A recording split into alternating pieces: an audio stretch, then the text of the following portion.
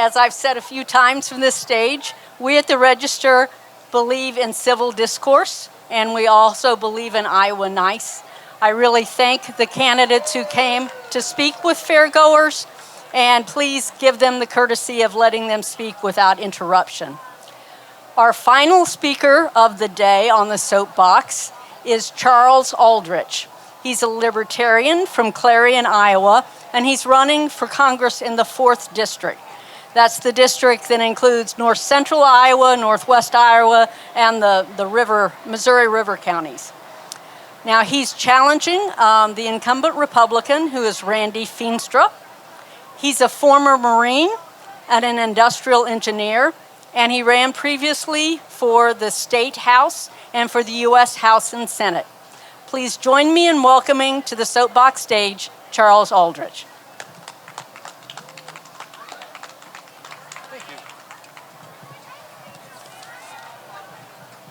It's nice to see some friendly faces here.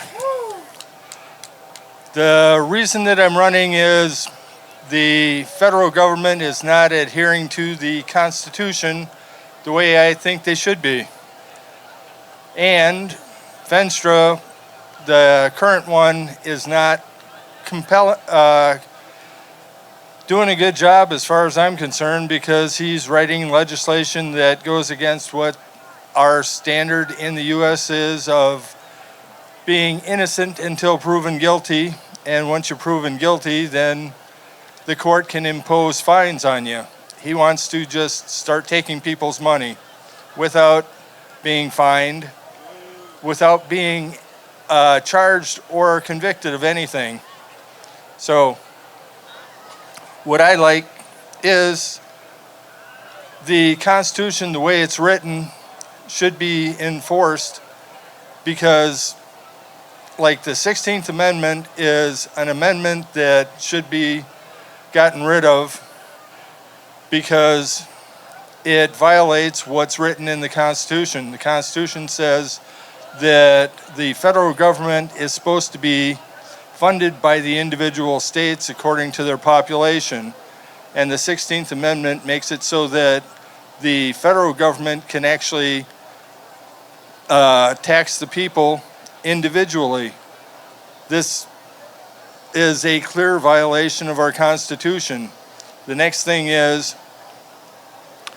the federal government has a list of things that they're supposed to do, and anything that's not listed is supposed to be available to the states or to the people to do. One of the things that the federal government has decided that they can do without any responsibility is philanthropy. That means that they can give money and support to other countries, companies, organizations, and people. This is a violation of what the Constitution is set up for, which is to stop the federal government from doing things that the people don't want to happen. And when they set up philanthropy, what happens is they take our money directly from us and they give it to other countries, and they try to run those other countries, because every time the federal government gives out money, it's got strings attached, so that they, in essence, are running other countries by giving them money, which I find abhorrent. It's like in Haiti, they got rid of a dictator there, and a couple years later, the people in Haiti elected that same dictator back into office. So the U.S. is not following what they should be doing. They're going in trying to run a country, and then the people vote in the same people that our federal agencies got rid of. So it's inefficient and it's not helpful. And the people who are trying to do what they want for their country should be allowed to run their country their way. We should be an example, not a force that's forced onto other people. as far as the Fourth Amendment goes, we're supposed to be secure in our person, papers, and effects. If we're not secure in our person, the federal government, because they think that they can control us because they're taking money from us, so they have a reason to control us. They mandate things for us personally. It's like mandate the vaccine, because if you don't take it, then you can't continue to pay your taxes. So that's where they think they should have control. I disagree with that because of the Fourth Amendment. We're supposed to be secure in our person. Our person, we get to decide what goes into our body, and any medical procedure, we're supposed to be saying, yes, this is what we want, which they take that away from us. So our autonomy of being able to choose for ourselves is taken away, because the way the Constitution is set up with the 16th Amendment, it should be voided, and there should be a buffer between the federal government and the people, and that's the state government. So it's like, stop the federal government from dealing with the people because they're harmful. As in the education, Department of Education, when that was instituted, the U.S. was #1 in education in the world. And now we're close to 50. And I'm going, you had 50 years of the Department of Education that's destroying our education in the U.S. by mandating $110 for every $100 that they support education. It's like, it's detrimental, so let's get rid of it. And somebody asked me, well, what are you going to replace it with? I said, let the states decide how they want to fund their education.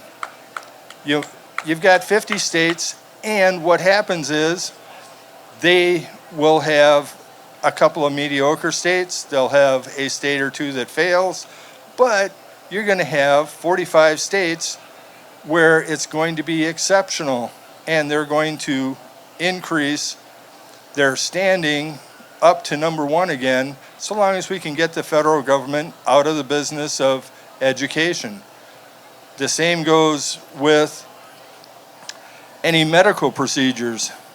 When the federal government says you have to do something as far as a medical procedure happens, I go, no, that's not good, because first off, we're supposed to be autonomous and run our lives our way. What happens is any medical procedure is supposed to happen between a patient and a caregiver, not with the federal government doing what they want to do. So it's like, get the federal government to stop taking taxes from people and get funded by the individual states according to their population. This is going to benefit the people in my district because, first off, the federal government will not be involved in their lives as much if they're not taking taxes. The state may take more taxes, but less than what the federal government's taking. Another thing is, with the Second Amendment, in the Second Amendment it says these rights shall not be infringed on. Exactly, thank you. So, all the Second Amendment or gun laws that happen, they're anti-constitutional, so they should be voted out and expunged. There's so many different things where the U.S. Constitution says one thing and Congress has voted to go around what the words are and not only the words, but what its intent is. Because the intent is let people live their life their way. And Congress is going, yeah, let them live. Yes, you know, I'm not in charge of your life. If you want to marry somebody, whoever it is, I don't care. It's not going to impact my life. You know, if they, if the government wants to put a pipeline through your property, no, it's like, it's your property, you get to decide. What if the governor benefits from that property? Does that change things? What if the governor benefits from that pipeline? That doesn't change what the people have as far as what and how they want to live. They still get to decide who they will let on their property, who they will adhere to. If they want the pipeline, they can sell directly to the pipeline. They don't need the government's assistance, because eminent domain, when it's from private party to another private party, that's an abuse of the system. If it's for some benefit to the community, that's different. If they're going to put in a road or a government building such as a school, let them take full price that the community will have. And another thing that I've seen happen is where they condemn property and then give them 10 cents on the dollar of what it's actually worth. That's backhanded and theft. Absolutely. So, hey, did your Republican opponent even come to the fair? Not that I know of. Does he even have town halls or forums? The Republican opponent, the incumbent, has not been to the fair as far as I know. Does he do anything but take taxpayer money? The incumbent does take taxpayer money, and he brags about what he does every week. Does he vote against increasing spending? He does not vote against increasing spending. Interesting. And What party is he from again? he's a Republican. Oh, what the heck? That's not how this is supposed to work. I No, thought this was America. Hey, and who was that Marco Battaglia guy? Is he even American? yes, Let's see his birth certificate, Chuck. the Marco Battaglia that is running for the 3rd district, he is outspoken, and he agrees with adhering to the Constitution as it's written and as it's supposed to be interpreted. Sounds like a good guy. I'd vote for him. He's got my vote. Marco Battaglia is a good guy. I've met him. Luba, I vouch for him too. Ah, okay, Gluba in the 1st district. He's another good guy. Chase Oliver endorsed Marco Battaglia. I'm pretty sure he's going to endorse both Luba and Aldrich. Thank you, Marco, for He was the first person actually nominated this year for president, and the only person nominated by delegates at a convention that actually represented a party. That's how I feel about it. Chase Oliver was the first one that was elected as a presidential candidate for the Libertarian Party. And the only one that came to bother to come to Iowa. They must not like our fair. They didn't even show up. And Chase Oliver is also a presidential candidate that came and talked at the state fair. The other major parties have not had a candidate come and talk to the state fair. They couldn't even send the vice presidential candidate. I heard he was from Minnesota. Isn't that just like 3 hours away? Less than 3 hours. Wow. So, Jesse Ventura is selling weed and Hulk Hogan's selling beer. I think Jesse Ventura's cooler than Hulk Hogan. as far as weed goes, I think that the drug war should end, and I'm in favor of raising hemp, very much in favor of raising hemp, because for each acre of hemp, you can replace 10 acres of other products.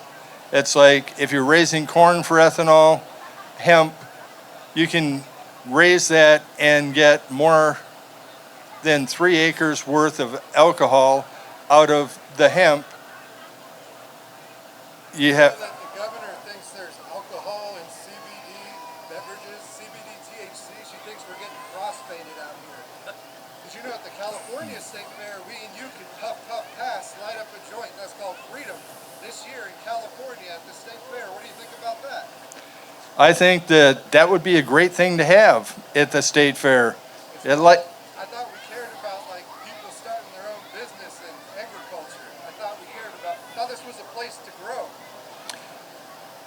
This is supposed to be a place to grow. And with the hemp, what happens is not only the outside of the stalk can be turned into ethanol, the seeds can be turned into medicine, or they can be turned into biodiesel. Another thing is the center of the stalk can replace cotton because it grows better without the toxic chemicals that are sprayed on it for all the other products. So you don't have to have all these toxins which kill the microbes in the soil, which are the ones that actually feed the crops. Because we might have corn that grows good with the toxins and fertilizers, but you can eliminate a lot of that when you're growing hemp because it grows close enough together that it's a perennial, meaning you don't have to plant it every year. You plant it 1 year and it'll grow for 20 years. I heard that there is a better way to capture carbon than pipelines that are just being used to prop up a crony ethanol market for private gain, mind you. I heard that you could just plant trees and restore the prairie back to anywhere close to what it used to be like here in Iowa, and that would capture carbon without stealing anyone's property at all. Carbon capture is something that the trees do naturally. Hemp does it 3 to 4 times better. Prairie, I think, does too. And the prairie, it'll suck in carbon from the atmosphere to replenish what's taken out by the plants that are growing in the prairie.